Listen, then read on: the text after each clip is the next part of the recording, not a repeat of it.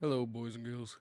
Today we're going to be ranking and rating all five Indiana Jones films. Hope you enjoy.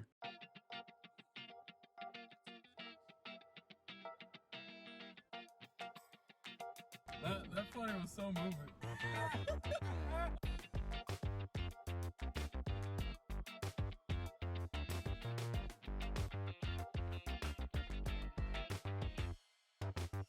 Alright, so I'm just gonna go in order of the way the movies came out. Starting out with Raiders of the Lost Ark. Obviously, I'm going to move Raiders into the number one slot because it's the first one, it's perfect. Can't can't outdo it. I'm going to rate that a 10 out of 10 for several different reasons. I mean, it's the first Indiana Jones film, so the way the structure set up for movies are, a lot of films pulled from these films, just like this film pulled from other films, and were like based off of George Lucas and Steven Spielberg's like favorite movies. You could tell just they had so much love for this character, and they knew how to write an adventure movie, and it's just perfect. It's perfect. Raiders of the Lost Ark is perfect, and it's got Marion in it as well, which you can't go wrong with Marion.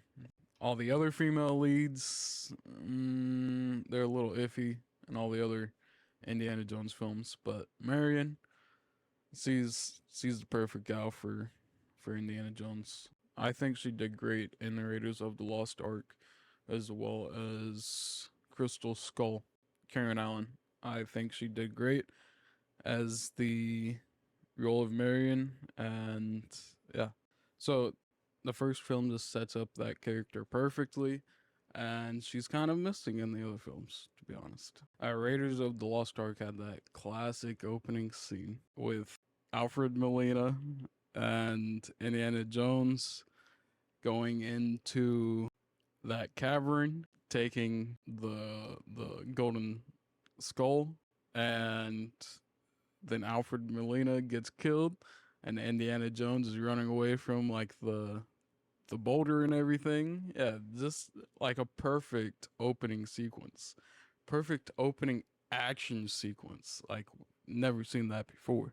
Um and I know that I didn't grow up on these movies, but that scene alone I've seen replicated so many times or talked about in so many different other shows like Family Guy. I've never seen Simpsons, but I've seen like clips of Simpsons. Yeah, it's just been replicated so many times. And I was really astonished when Alfred Molina showed up when I finally watched it for the first time. And my reaction, which you can go back and watch. But yeah, when Alfred Molina showed up for the first time, I was like, "Oh fuck, that's Alfred Molina." But yeah, perfect opening scene. Raiders of the Lost Ark also, it's just a perfect blend of how dark Indiana Jones can be, which we'll see even more of in Temple of Doom, and how fun Indiana Jones can be. So the first film's just a perfect setup.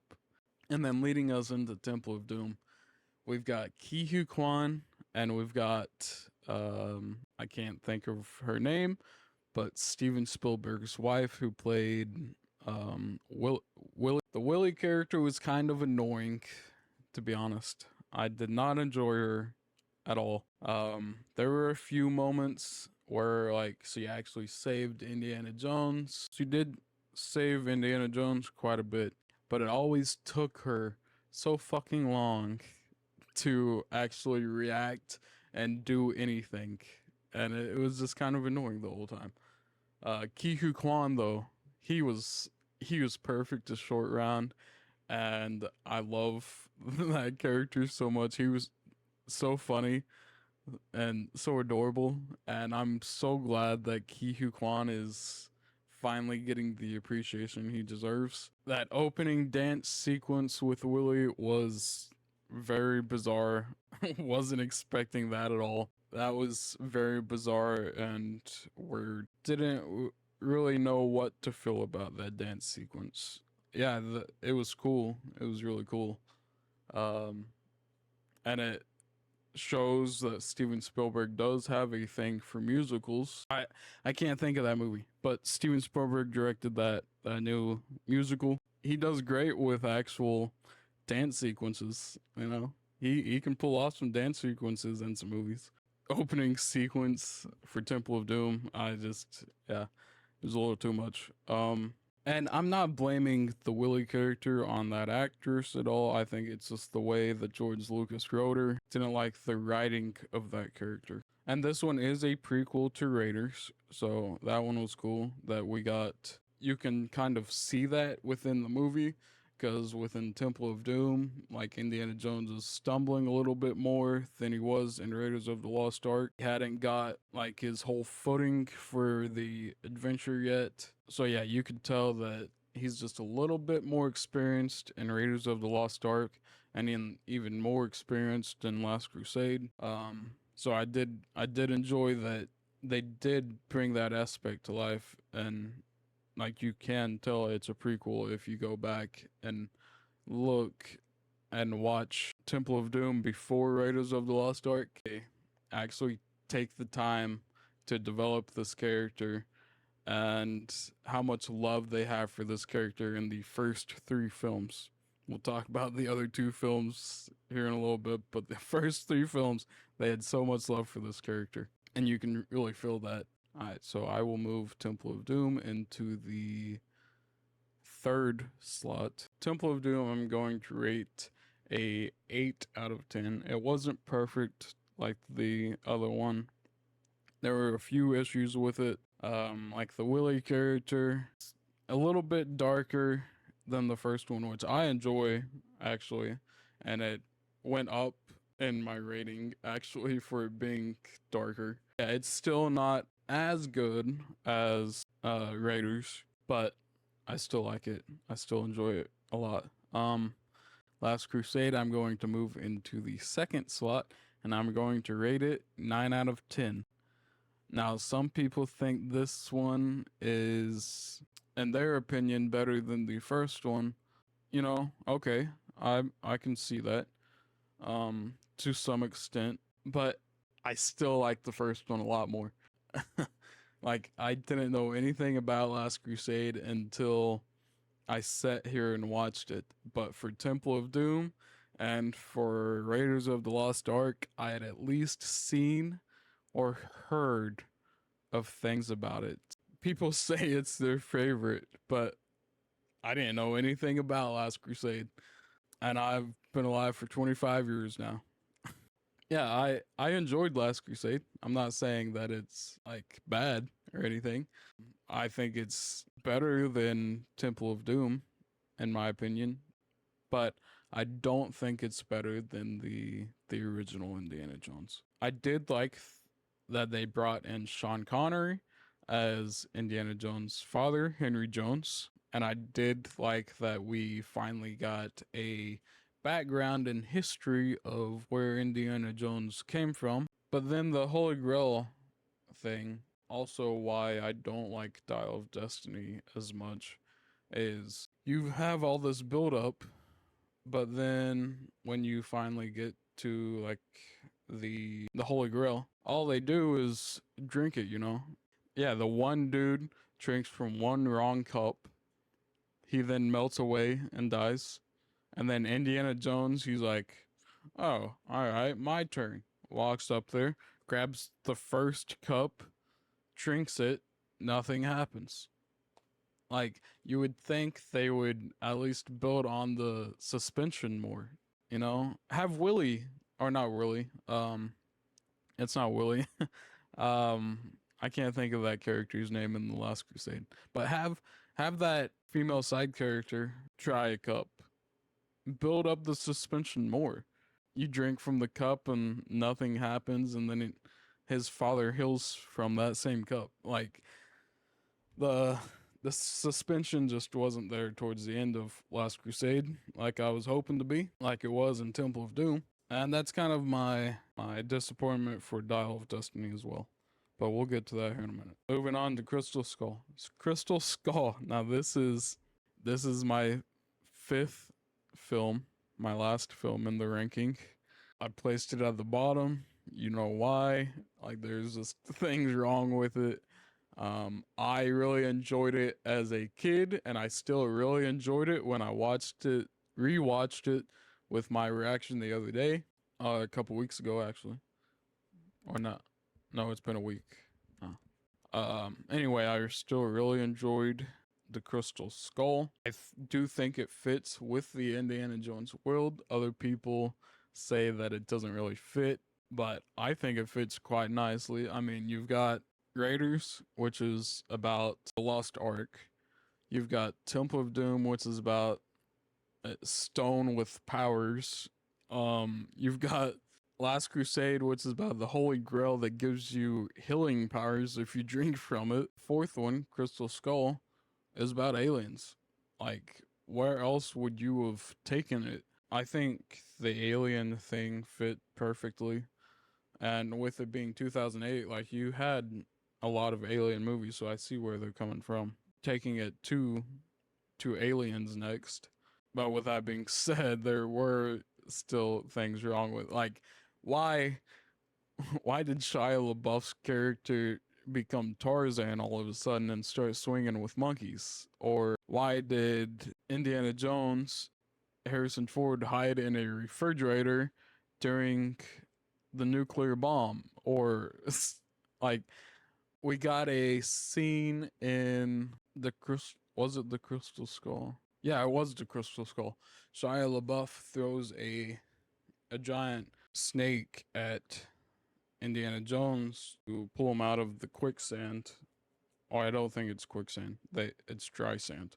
They explain that in the movie. But he throws a snake and they have to yell at him to grab the snake by calling it a rope, which was weird, and I still don't fully understand the scope of why Indiana Jones is scared of snakes. Like in the Last Crusade, you also see him fall into a pile of snakes when he was young, and you could see that he wasn't scared.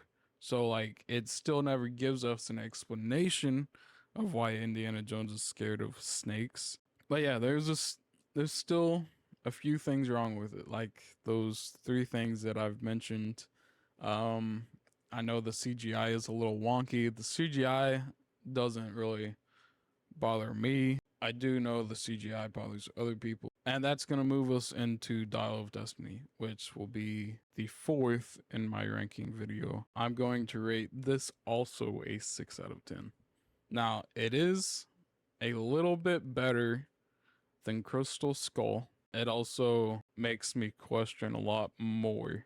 That's not how you should end a sequence of movies. Like, this is supposed to be the end of Indiana Jones, and it just left me with lots of questions. I like the way they started out the film, and I like the way that it was leading, but then the execution of the film and the second and third act was kind of just a whole mess. So the first 20 minutes with all the CGI young Indiana Jones, I enjoyed all that. I enjoyed us going back and getting to fight the Nazis again. We get a background with a new character, a friend of Indiana Jones that we've never met before, and then it leads us into the present day with Indiana Jones being an old man that's very grumpy and yelling at his neighbors. All of a sudden, we get introduced to this Phoebe Waller character. I can't think of the character's name, but Phoebe Waller's character. We get introduced to her, and like everyone else has been saying in their reviews, she's kind of an asshole at the beginning. Yeah, she's kind of an asshole to Indiana Jones, and I don't know why they decided to go with that character for this film. I think I could have done better and given a better story than this. This whole film, with it being the final Indiana Jones fifth and final film, this should have been Sal, Shorthand, and Indiana Jones going on one last adventure. Should have been those three going on an adventure together. Don't know what it is. Don't know what the adventure would be. Keep it time travel if you want. Keep it with the Dial of Destiny. But it should have been those three characters. Sal's been with Indiana Jones for most of the films, or made an appearance in most of the films, at least. Shorthand, like they tried to bring in a replicate to Shorthand. They tried to bring in a copycat of Shorthand, dude. The kid that was with Phoebe Waller's character, he was basically just a copycat of Shorthand. They should have just brought Ki Hu Kwan back. They should have brought him back. They should have brought Sal. Like, Sal had already had that line that we'd seen from the trailers saying, you know, we want to go on. I'm bored. I'm tired. I just want to go on one last adventure, basically. So there's a perfect setup right there. Just need Indiana, Sal, Ki Hu Kwan, and then if you want, you can bring back Marion. And then why in the world did you have to end Mutt's life? Like, why'd you have to send him to war into Mutt's life? You could have just kept him around. Just say he had a family, he's off with his new family, or you could have brought him into the adventure as well. Whole full cast of Marion, Mutt, Sal, Indiana, and Shorthand. Have a whole adventure film with all five of them. There you go. Perfect film. I don't know why they chose to go this route, add a new character, and then make her an asshole pretty much the entire first half of the film. The second half, she starts kind of growing on you, but then she just punches Indiana Jones at the end, which I don't like that ending as well. Punch him and bring him back. Why not just let him live there? That would have been a great ending. Just let him live there with Archimedes, and then cut back to present day, see all the effects that Indiana Jones being in the past has changed. It's just a weird film. Dial of Destiny is a weird film, and it's very long. It is way too long. They did not take the structure of Indiana Jones at all. I actually forgot about this. I just reminded myself of it. But even Disney Plus, going back to the Ki Hu Kwan thing, Disney Plus brought a special look for the Dial of Destiny, and they brought Ki Hu Kwan back for the special look for Dial of Destiny, but they didn't let him appear in the film. How fucked up is that, dude? But anyway, Dial of Destiny, rating it 6 out of 10, rating it a 4, or ranking it a 4 on my list of all 5 films. I'm going to actually give you a better rating quality. I'm going to start doing this in my videos. I just came up with this graphic, and I'm going to start doing this in all my movie reviews, but I want to see how you guys think of it for the Dial of Destiny. So I will say that I've replicated this based on 3C Films reviews. Don't come at me saying I stole this.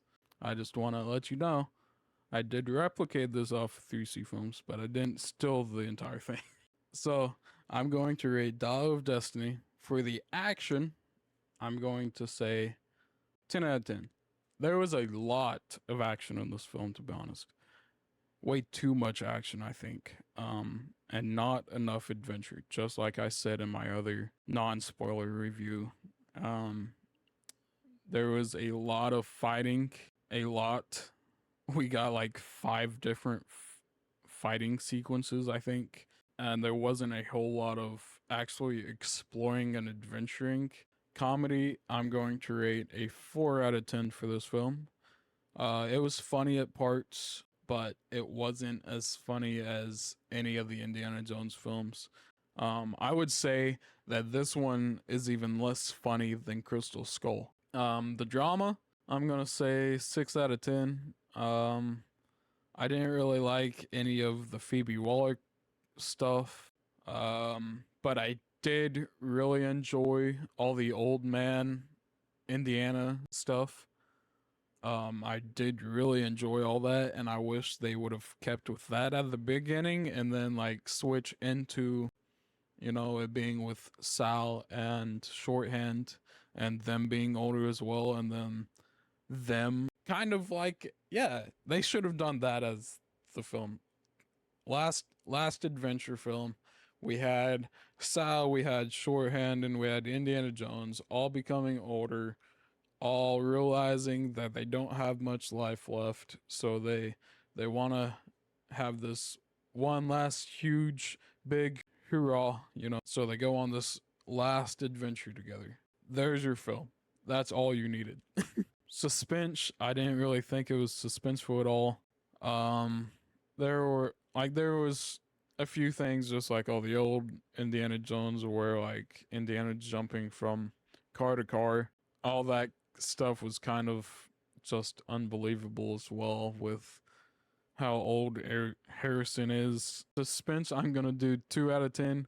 Horror, I'm gonna do 0 out of 10. I recommend watching this at home with your friends. I really enjoyed going to the theaters, but it's a very long movie and I went by myself, and I think I would have enjoyed it a lot more if I went to the theater with friends or waited and watched it here at home with friends. Here's my ranking list. I ranked Raiders as first place, Last Crusade as my second, Temple of Doom as my third, Die of Destiny as number 4, and Crystal Skull as number 5. There's my ranking, there's my ratings for the films, and I hope you enjoyed this. Have a great day. Alright, bye bye.